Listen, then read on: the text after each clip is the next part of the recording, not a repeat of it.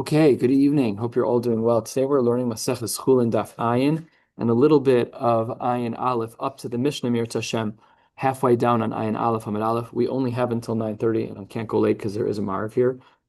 So you're lucky. But otherwise we would have gone late. I will try to finish everything in time. If not. It is these Gemaras are a little thick, but we'll do our very best. Ha mivakeres. This is a fascinating word. An animal that's giving birth to a Bechor. Amivakeres, one who is making a bechor, right? It's a verb. And hamakshalelid, and this cow or calf that is birthing a bechor and is having a difficult time in labor, and the fetus sticks out some of its limbs. The halacha is mechatech aver umashlich leklavim. You can cut off one aver at a time. You're trying to save the mother, basically. You can cut off one aver at a time, and you're allowed to give it to the klavim. Wait 1 second. How can you create a movement of Bechor? Because it's not a Bechor yet. It only becomes a Bechor with the whole head, or if it's breech, if 51% rove of the animal comes out. If only a limb comes out, that's not a Bechor yet. So therefore, you're allowed to cause a mum, no problem. So you're allowed to cut it, and you're allowed to give it to the klavim. By the way, if it were to have been a Bechor and they die, you can't give it to klavim. It's a chutzpah. You're not allowed to. It's not a Bechor yet. The Bechor is only true once birthing happens. Yotza rubo. However, because the majority of a birth of this animal will make it into a bechor, so therefore yotza rubo hareza yikaver. Then no longer can you give it to the dogs. It's usher to give it to the klavim.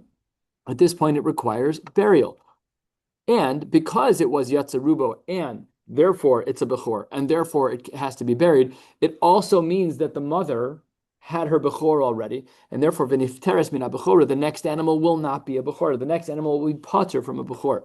So the yesod gadol that we see from our Mishnah is that the birthing status of a bechor only happens with rove of the body or with the whole rosh, with the whole head. Good. If you're mechatech aver, aside from not being the problem of the Mum. on the animal, Yeah. the mother's next child can be before. Mm-hmm. Right? That's so far. That's the diuk to make. But it also means that it's true, but at no point can rove come out. Yeah, assuming it was literally aver. Right. And you fed it to the dog. No, that's not so simple because if you're aver one at a time, we're going to discuss this in the Gemara, but the aggregate in volume of if it's off the front leg and he puts on the second leg, we're going to this way. Yeah. We're going to add this all up. So correct. So your question is true only in a petri dish vacuum. It's not true in reality because you got to get the baby out of the stomach. So it's a hypothetical question that, let's say, the baby never exited the womb. Yeah. But then she couldn't get pregnant again. So it's a theoretical concept. But yes, the ikar is that up until rove, one is allowed to mechatech aver. So opens the Gemara Itmar. We have a statement from the Amoraim Machlokes. Yatza shlish. Let's say 1/3 of the animal came out and you cut it, and umechar laoved kochavim, and then v'chazer yatza shlish acher. So I'm making this up. Let's say the front 2 legs are 1/3 and the back 2 legs are 1/3, or the left front and left back are 1/3, and the right front, whatever it is. 1/3 of the animal you cut off with a knife, you sell to an akum. He doesn't care, no problem by him. He's going to eat it. Now, the first 1/3 you sold to a goy. Now, there's another rule by a bechor that if the animal is co-owned by a yid and a goy, the animal will not be a bechor. It has to be owned only and exclusively by a yid. So the first 1/3 was sold to a goy. The second 1/3 came out. Now we have the majority of the animal has exited the womb, right? We have 66% of the animal that's exited the womb, but the first 1/3 was sold to a goy, which invalidates the bechor. So how do we look at this animal? This is a machlokes amoraim. Rav Huna Amar, it's still kadosh. The animal's still a bechor. Why? We'll see in a moment, but it's because 2/3 of the animal was born. And Rabba Amar Eino Kadosh. Let's get into the lamdus of each shita. Rav Huna Amar Kadosh. Rav Huna says that why is this animal kadosh if the first 1/3 was cut and severed and sold to a goy, and the second 1/3 came out? Why is it that it's kadosh? Kasavar lemafreya kadosh. He looks back retroactively. He says, "Hey, this animal is a firstborn. This animal is the pete rechem. Now 2/3 have been born. You're right. You sold the first 1/3." And then the second 1/3 came out. But once that second 1/3 came out and you broke the 51% line, then we look back in time and say, obviously, this is a Bechor because more than 51% has exited the body. He holds that you can be Lemafreya Kadosh. The Kevan de Nafak Lebrube, and once 51%, in this case is 2/3, once 2/3 exits the mother, Igloe Milsa Lemafreya, de Meikara have a Kadosh. That really, it was always a Bechor. It's just that we didn't hit that threshold of 51%. What about the original sale? Says Rav Huna all the way to the finish line. So much so does he believe in Lemafreya that it undoes the sale of the meat to the akum. And the Gemara says, Umay de Zavin, lo klum Zavin. This animal is a Bechor. You can't sell that Bechor to a guy. You sold it when it was only 1/3 and less than Rov and not a Bechor. That's great, all fine and good. But once the rest of that animal comes out, Lemafreya, the whole animal is a Bechor, and the guy can't own it, and the sale is unraveled. Fascinating Shita and Lamdus. All the gymnastics that are required for this to be true. Because, by the way, why are you selling to the Akum? At some point, the rest of that animal's coming out, right? So, like, you're selling it for a quick thing. He's going to eat it now. Like, otherwise, you got to get it back, right? Because it's a Bechor. He only sold him 30 and then sell. That's what the case was. Yatsa shlishu mechar lo ovid kocham. A third came out. He cut it with a knife and sold that third to a guy. It's exactly what happened. For sure he couldn't sold. You can't do that. It's a Bechor. Correct. It's a Bechor. You can't. The only limiter with a guy is if he was previously the owner before the Bechor was born of the mother. Yeah, in Achanami. Then you can't say if it's 50-50 owner, any percentage owner of the Bechor, then the animal's not a Bechor. Now all that is Rav Huna, who holds that Lemafreya, you have Kedusha by the Bechor after you break the 51-yard line, the 51% mark of birthing of this animal. Rabba Omar Eno Kadosh. Why? Because he doesn't hold Lemafreya. He holds Kasavar that when we look at the birth of this animal, it's only Mikanu Lahaba Kadosh, only from what is here and onward. The first third of Zmano Batla Korbano, done. You sold it already. A guy owns it now. The next third came out, so we only have 33%. Because he doesn't look back in time. Well, look at what we have in front of us. You cut off the front legs, 33%, and sold to a guy. He already finished the barbecue. We're done. But the next third, we're not there yet. Therefore, Eno Kadosh, because it's only 1/3. He ignores the first third because he sold it to a guy. Umay de Zavin, Shapir Zavin. The sale to the guy, 100% fine. 100% fine. And this is Lashitasam. The Azul Ta'amayu to Itmar. Yatsa Shlish Derech Dofen. Ushnei Shlishe Derech Rechem. Fascinating case. Let's say that there's a mother that's Mivakeres. The cow is giving birth and it's having trouble. So they start a C-section. 1/3 of the animal is cut and removed through cesarean. And then Vishnei Shlishe Derech Rechem. And then the rest of it just is natural birth canal. So says the Gemara. Here we have inverse shitas. Before Rav Huna was the one who says Kadosh. Rav Huna Amar Eino Kadosh. Rav Huna says no good. And Rabba Amar Kadosh. Let's get into this. Rav Huna Amar Eino Kadosh. What happened to our Rav Huna who said that everything that's Lemafreya that is Kadosh? But why is that different over here? He says Eino Kadosh. Rav Huna Lataim Adamer Lemafreya Kadosh. The Ruba Kama Leise Berechem. Where did the first third of the animal leave the body from? Stomach wall. That's not Bechor territory. If a Bechor is a C-section, it's not a Bechor. It has to be born naturally.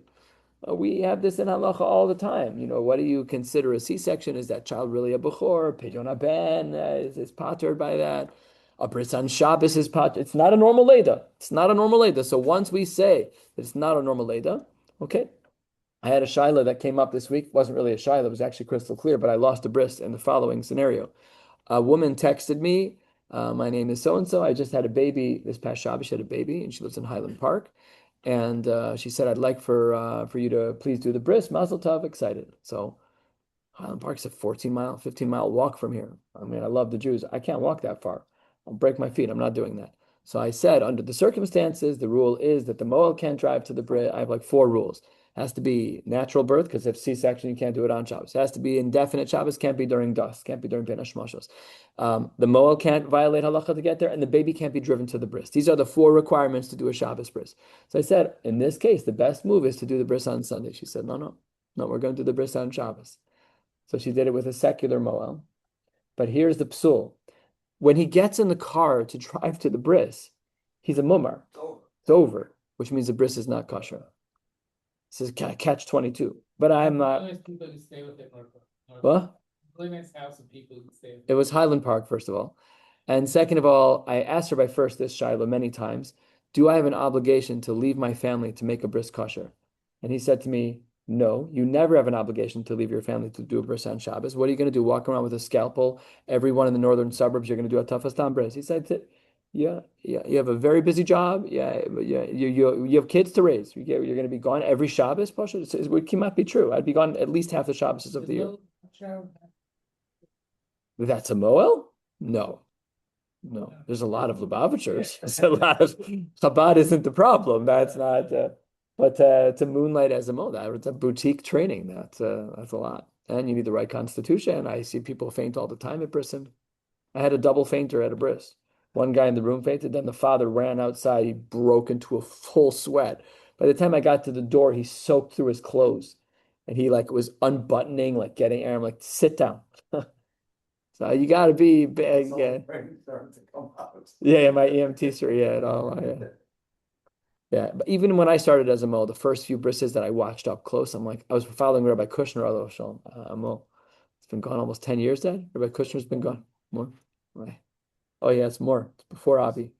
Probably been gone 12 years. So when I first followed him, the first few brisim I watched, I almost lost my lunch. I couldn't. It wasn't the blood. It was giving pain to others. That part was it's still hard for me sometimes. And I've done a lot of brisim. Just, you gotta be, not every Chabadsker can do a bris, but anyone who can do a bris can be a Chabadsker. So that's what the Gemara says, that according to Rav Huna, what's that? You? What, you? No, I could not be a Chabadsker. No, I couldn't. I can't even play one on TV. I can't do it. I'm such a litva. And me and you are 2 peas in a pod, David. So, okay. So in the case of the Yotzei Dofen, Rav Huna has to say Eno Kadosh, because when you look back, Lemafreya, what was the first thing that happened? The baby was born out of the wrong port. You can't be born out of the Yotzei Dofen. Rabba Amar Kadosh. Rabba says the exact opposite. Rav Huna Amar Eno Kadosh. Rav Huna L'Taimid Amar L'Mafreya Kadosh V'Ruba Kama Leise Berechem. Rabba Amar Kadosh. Why? Because Rabbi L'Taimid Amar Mikanu Lahaba Kadosh V'Rov Derech Rechem Nafik. The second 2/3 were born naturally.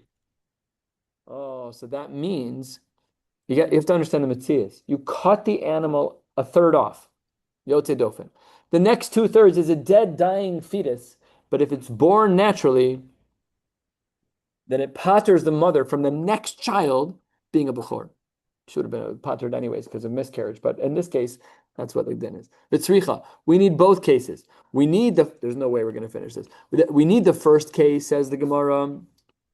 We need the first case of it being sold to a goy after it was born naturally. And we need the second case where the first third was Yotzei Dofen. Why do we need both? Because if I only had the first case where the first third was born naturally and sold to a goy, there, says the Gemara, and Rashi explains what this means. This is very cryptic without Rashi. He says because of a concern of kula. Rashi, bottom line, mishum de kula, klomar diamrina mikanu lahaba. If you say it's mikanu lahaba, so then that's a kula hu demafkein on the bechor mikdushaso, because then you ruin the status of the bechor if you say mikanu lahaba. So therefore, we don't want to say that. Aval behach, if we only had the second case, the lechumra, the second case would have been a chumra where it wouldn't have been a bechor, ema modi le'lerabba, then perhaps he would have agreed. And on the flip side, if I only had the second case, the case of the first third coming out of a C-section, only their rabba would hold kadosh. Aval beha, in the first case, ema modi le'lerav huna, that he would say it's kadosh in that first case. Therefore, tzricha, we need both cases. Tanan, the Gemara asks a question against something that we said in our Mishnah. You'll recall that we said that you're allowed to give the aver if you cut off the foreleg that comes out of the uterus, that comes out of the womb, and you cut it and give it to the dogs. Says the Gemara, that's totally fine. So the Gemara is bothered. It's not. We learned in our Mishnah, Hamivakeres, this animal that's about to give birth to a Bechor, Hamakshale, that having trouble during birth, Mechatech, Ever, Ever, Mashlech, Leklavim. You're allowed to give one limb at a time to the dogs. My lab, Mechatech, Umeniach. Are you talking about where you cut one limb and make a pile? One leg, the next limb comes out, cut two legs, the back leg comes out three. No, you're getting close to rov here. So what are we talking about? If we say that it's mechatech umeniach and you broke rov, you can't give it to the dogs anymore. So if you're making a pile of all the limbs as they come out, you have to be careful of rov. If you want to say we look back retroactively like Rav Huna does to say, hey, this animal is actually kadosh, then you cover mi baile. If you're making a pile, then you need to worry about the fact that it's rov and it's therefore kadosh, because Rav Huna holds retroactively it's true. If your pile of limbs reaches 51%, you cannot give it to dogs, because otherwise it's going to be rov. And then if that happens, then you got a problem. Says the Gemara, if I just take the limb and toss it to the dogs, done. Instantly, that animal becomes mutter for the dogs, because you're giving a Baal Mum, you're cutting off the limb, but what are you doing with it? Nothing. The animal's not a Bechor yet. Good to go. Aval, says the Gemara, what taka would be the halacha about mechatech umeiniach mai? If in fact I did make a pile of the two front legs, the two back legs, and it stuck on part of its hip, and I cut that, now I have 51%. What would be the din? Obviously, the din is yikaver. Says the Gemara, if that's true, Adatani Seifa, if we then learn in the Seifa the yatsa rubo yikaver v'niftar min abechora, like we have in our Mishnah, if in fact it's true that once rov exits the body that it has to be buried, well then liflog v'lisnei b'didei, then we should have had just a split in the first case of the Mishnah. What should our Mishnah have said? Bamedvar mamurim, that you can give a limb to the dogs. B'mechatech umashlich aver aver. That's only true if you cut the front leg and toss it into the dog pit. Then I agree with you, says the Gemara. No problem. Aval mechatech umeiniach yikaver. Why doesn't our Mishnah say that? That would have been cleaner than presenting the two cases that it presented in our Mishnah. All we would have needed was the first case of mechatech aver aver, mechatech leklavim, bamedvar mamurem, when you give it to the dogs immediately. But once it reaches rov, you're done. Why did we have needed the second case of our Mishnah? He says the Gemara, Hachanami Kamar. I agree. That's exactly what's happening. You're being a little picky about the language, but it's exactly what happened. The only time you're allowed to throw the animals to the dogs is when you throw them right away. But if you're going to be saving them, then you're right. That is how to read our Mishnah with that amurim, that liflog v'lisnei b'didei, where we kind of take that first case of, I'm throwing it to the dogs. Mutter. When? Only if you throw it to them immediately. But if you're going to make a pile of all the limbs, that's not allowed, because once you get to 51%, Rav Huna holds the mafreya that the animal will all be kadosh, and then you have to do kfura. 12 lines down, give or take, on Ayin Amid Aleph. Boy Rava.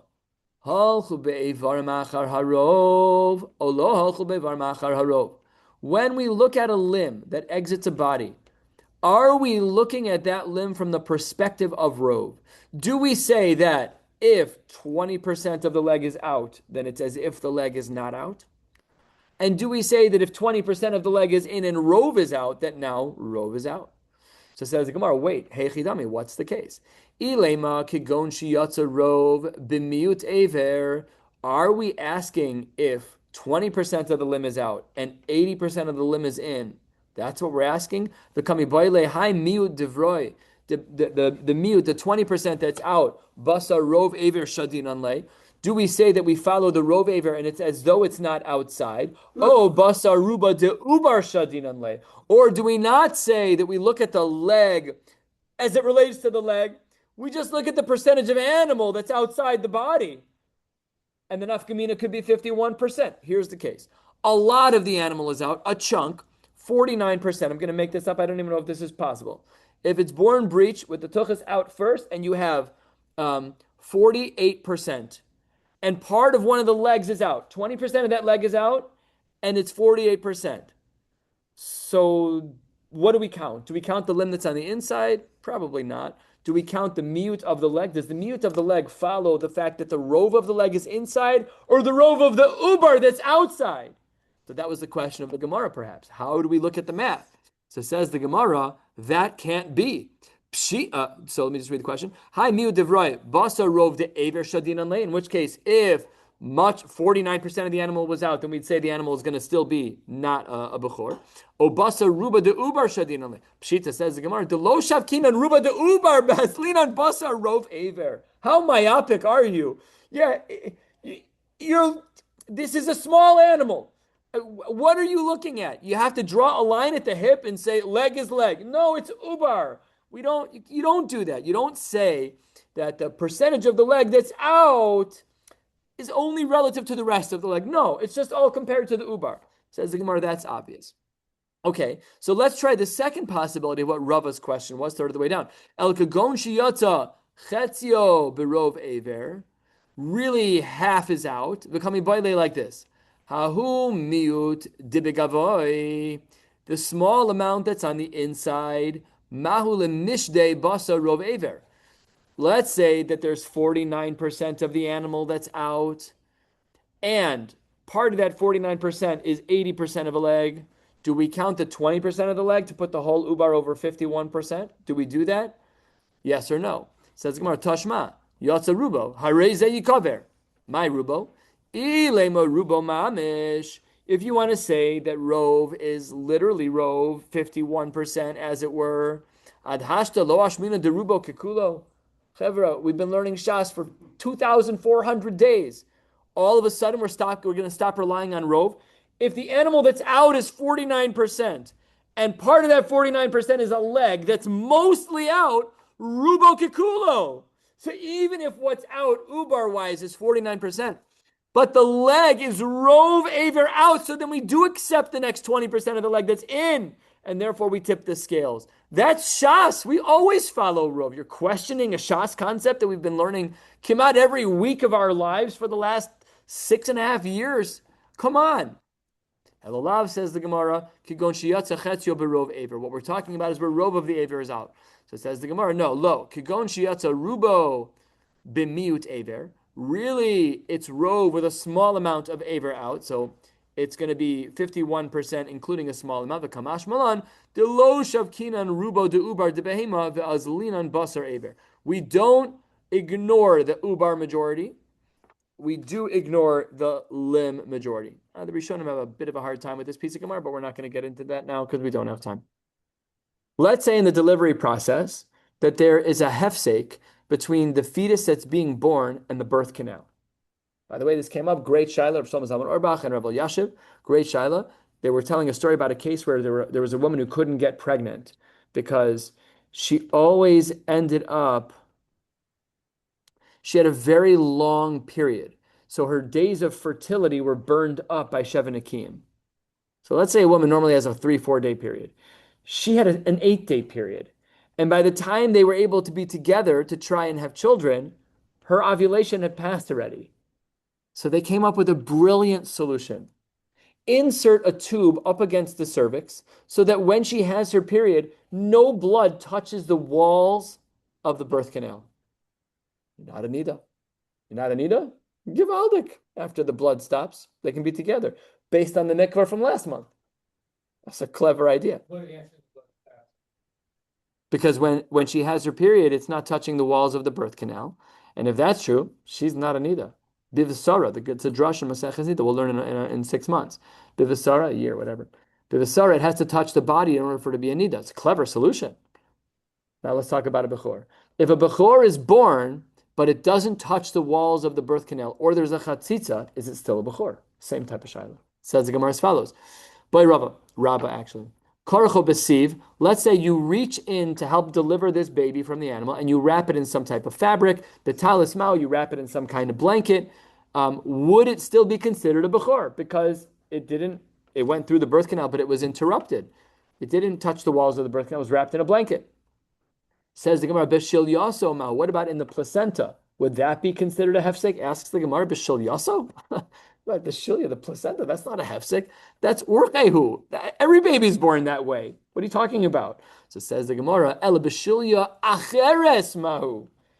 You come up with a clever chop. You know that when it's difficult to deliver a baby, you take a placenta that's already been delivered from another animal and it's super smooth, and you use it as a way to help deliver this other placenta with a baby in it. So does that count? Is that considered a hefsek? Karachto ve'achasto v'hotziaso mahu. What would be the halacha if you wrapped it up and pulled it out with your hands separating between the birth canal walls and the animal? All of these cases, would the animal still be a bechor? Hechidami asks the Gemara. If the head comes out first, then what are you talking about? If the head comes out first, guess what? Ptarte, that's considered the petarechem. That is a bechor if the head comes out first. We don't need row. Says Gemara, no, it's when the legs come out first, then we need 51%. Asks the Gemara, this is a crazy case, but we always pressure test halacha by using abnormal cases. Here's the case, 2/3 of the way down.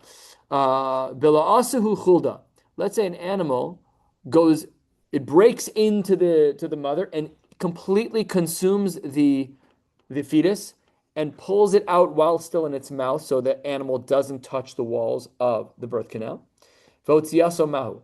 What would the halacha be? Says the Gemara, hotziaso, if that's how we took it out of the mother's uterus, ha'apikte, he's no different than any of the other cases that took it out, with the blanket, with the sieve, with the talas, with the hands. You're asking the same question again. Says the Gemara, the case gets crazier. That's not really my question.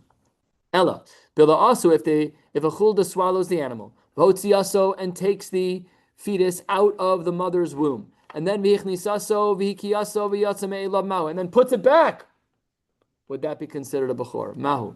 Next case, hidbik shnei rechamim. Let's say that they're two animals, and they did some type of surgery to make them like Siamese twins, connected in the womb. And let's say baby 2 is born in mother 1, and vice versa. Is that considered a bechor? So says the Gemara, didei patar, delav didei lo patar. Only if the animal is born in its own mother would that be true. Odilma delav didei nami patar teku. All of these cases we don't. This is like an IVF type of sugya where you can actually draw from here. If the other mother delivers the child, is it a bechor? If you say yes, that means that we follow.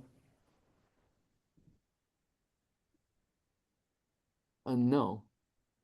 I don't know what it means, but we don't have time to talk about this. Okay. You did literally bring up this case. I did, but I hadn't learned this Gemara at that time. But this is a great comparison Gemara. Okay.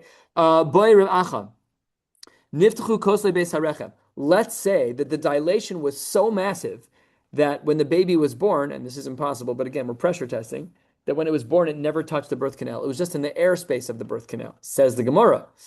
Avir rechem makdish v'ha'ika. Do we say that the rechem of the mother is holy, and therefore the animal is considered to be a bechor v'ha'ika? Odilma no negias rechem mekacha v'haleka. Or does it have to touch the walls of the birth canal? Here it didn't, and therefore leka, there is no bechor. Next question. Boimar baravashi nekru kosle beis harechem. What if the womb fell out? Says the Gemara, if the womb fell out, you got much bigger problems than is the animal a bechor. Nekru halesnu. Then there's nothing to talk about. What are you delivering? Says the Gemara, that's not what I meant. Ela nekru v'talu le b'tzavore mai. No, it just got like the placenta separated and it got wrapped up in the baby. What would be the halacha? Do we say that only when the uterus is bimakoman mekachi, only if the uterus is in place, then we say that if the animal is born, it's going to be kadosh? And shalo bimakoman lo mekachi. Odilma shalo bimakoman nami mekachi. Does the uterus have to be in place? Let's say a partial hysterectomy. Like I don't know what these things mean, but if things are displaced and then an animal's born, would it be considered a bechor, yes or no? 7 lines from the bottom.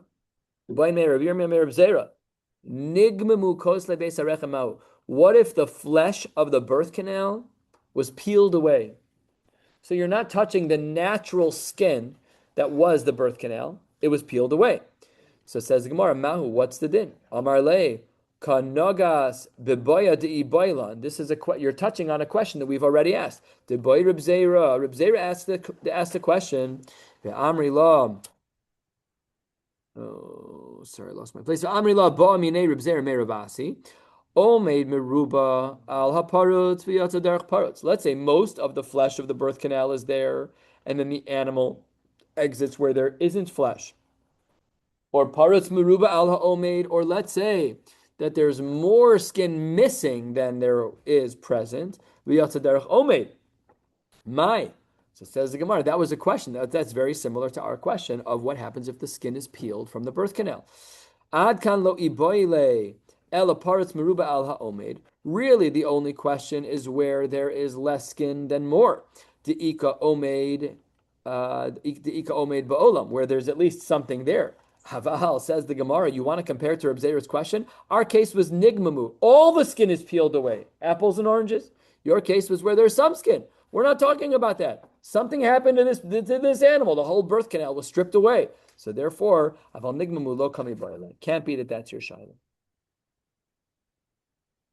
Says the Gemara, top of Ayin Amud Beis, a new Mishnah.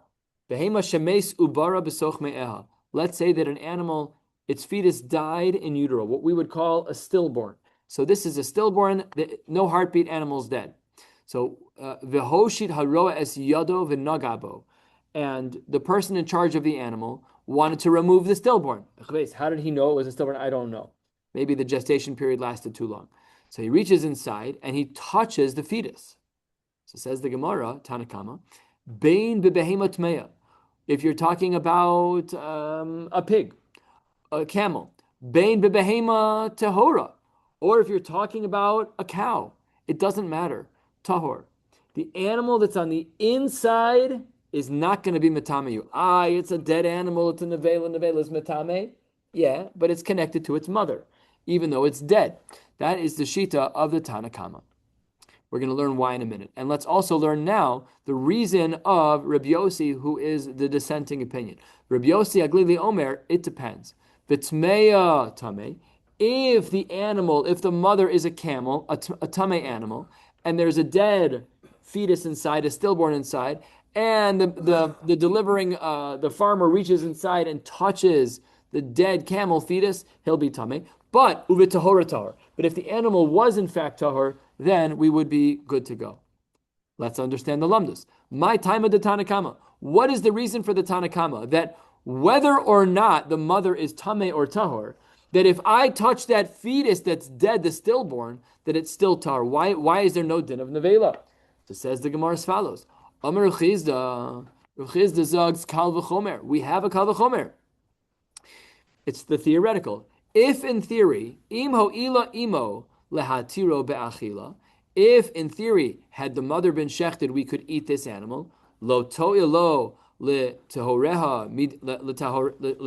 midei nevela, wouldn't that then mitahir this animal from being a nevela? So therefore, the animal says, we understand. That makes sense. That explains as to how, if you have a kosher animal, because if you shech a kosher animal, you can eat it. Therefore, if you can shech a kosher animal and you can eat it, therefore we're going to say that there's no nevela by the stillborn that's there. Says the Gemara, fine. Ashkachan behema tahora. You've done well. You've explained the first half of what we need to know, that by a behema tahora, that you can have a heter, that there will be no tuma status by the stillborn. However, behema tmeya minala. How do you know by a camel, by any other behema tmeya, how do you know that it's going to be tahor if you touch the stillborn that's in utero? Amar kra as follows. V'chiyamus mina behema. When the pasuk says v'chiyamus mina behema, zu behema tmeya, that is inclusive of even a tamei animal. Asher hi lachem leochla. What about an edible animal? That's zu behema tahora. So we see from the drasha that the Tanakama holds that afal pi, that I can't give you a full svara from Rav Chizda on my own, because that only told me about a behema tahora. But the pasuk, the drasha teaches me that there I can say that even a behema tmeya, if I touch the stillborn, that it will not be a nevela. Iskash behema tmeya le behema tahora. I'm going to equate, to have a hekesh between an animal that's tamei and an animal that's tahor. Ma behema tahora ubra tahor. Just like by a behema that's tahor, its fetus is tahor, even dead, it will not be a nevela. Af behema tmeya ubara tahor. So now we understand the Tanakama klor. It's a combo deal of Rav Chizda plus a drush in the pasuk. Let's look back in the Mishnah. We'll understand a behema that died in utero, it's a stillborn, and the shepherd reached inside and touched the animal. It doesn't matter if it's a behema tahora, no problem. The stillborn is not a nevela. You will be tahor, and certainly if it's a yid. And now what about Rabbi Yossi Aglili? Let's learn about his shita. So says the Gemara as follows. Rabbi Yossi Aglili, my time. Why did Rabbi Yossi Aglili distinguish and say that if the stillborn was in a camel and a tamei animal, then touching the fetus would create tuma, that it is an avela. But by an animal that's tahor, why does he distinguish and say over there that it wouldn't be? My timer. Amar Rav Yitzchak to Amar Kra. V'chol holech al kapov v'chol hachaya haholeches v'gomer. The pasuk talks about an animal that's holech al kapov, that walks on its paws, meaning it doesn't have proper hooves. So says the Gemara, Mehalche kapayim bechayeha tamesilach. Animals that walk on their paws, a cat, a dog, all right, all these animals that walk on their paws, a leopard, timesilach. Says the Gemara, wait 1 second. There are animals that don't walk on their paws, but they're treif, they don't have split hooves. Elameata kalut b'mei para. If you have an animal that is in utero and it's kalut, it has fused hooves and not split hooves, we should say litameh to mehalche kapayim b'chayahu. We should say over there that that doesn't work. But we already know from Reb Shimon from yesterday and the day before that if an animal is a kalut b'mei para, it's an animal that happens to be that its hooves are not split, and it's inside of a kosher animal, that if the mother shechted, the kalut is kosher. But why would you say that from the drasha? After all, it should be mehalche kapayim. Says the Gemara, it depends. Mehalche kapayim b'mehalche arba. The only time it's going to be aser is when it has only 4 feet. The high and the kalut is mehalche arba b'mehalche shmonahu. Listen carefully. The kalut is an animal that only has 4 hooves, but it's in an animal that has 8 half hooves. Split hooves they're really separate. They're connected by cartilage, I presume, whatever they're connected by, but they're separate. So if the fetus has no split hooves, so it's only 4, because it's not split. But if the mother is 8, which is 4 feet times 2 hooves each, you're good to go. That's why the kalut b'mei para is fine. Oh, so says the Gemara, if that's true, para b'mei gamal lo satame, we should say that if it's in a camel, that it's good to go. Because what does a camel have? Split hooves, right? So if a camel has, is that right? Camels have split hooves? I thought they don't. Yeah. I'm correct. Para b'me'e, it's para b'me'e gamal. If there's a cow inside a camel, I mean, the appearance of a cow inside a camel.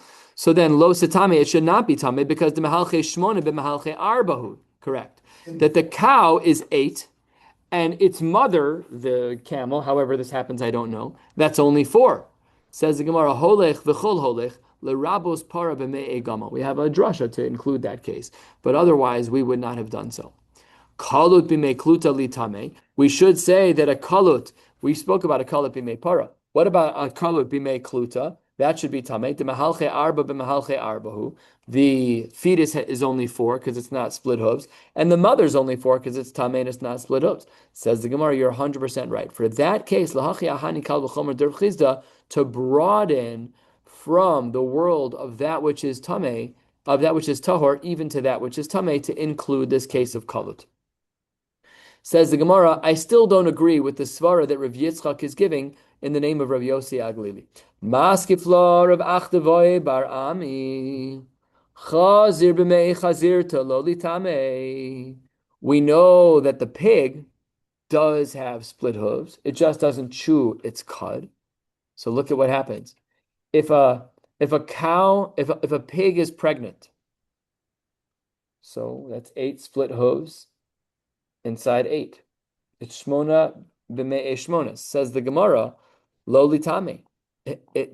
This is the greatest question of all. You tried to tell me that as long as the mother had split hooves, you're good to go. Oh, the pig is the kasha, because the pig is a mother that has split hooves. So says the Gemara, "D'mahalche shmona, b'mahalche shmona." But you want to tell me that if there's a stillborn in a pig that it's not tamei? That's the most tamei animal we could ever possibly think of. So says the Gemara, you're right. You're right. we cannot use the pasuk that Rav Yitzchak used a third of the way down of V'chol holech al kapav. That can't be the svar of Rabbi Yossi Haglili. Why? By an animal that's tamei, the stillborn as nevela, but where the animal is tahor, it's not. So let's go to answer number 2. What is the svara as to why it is that Rav Yossi Haglili in our Mishnah says that if the mother is a tmeya, then the nevela stillborn, then the stillborn's a nevela. But if the animal is a tahora, then the nevela is the ubar is stillborn is not tmeya. Says the Gemara, Lamar Rav Nachman Yitzchak mehacha. The actual pasuk reads not like the Gemara. Nefesh asher tiga b'chol davar tameh. That's the appropriate reading, and then the pasuk continues. O benivlas chayet tmeya. O benivlas behema tmeya. O benivlas sheretz tameh. This is what the pasuk says.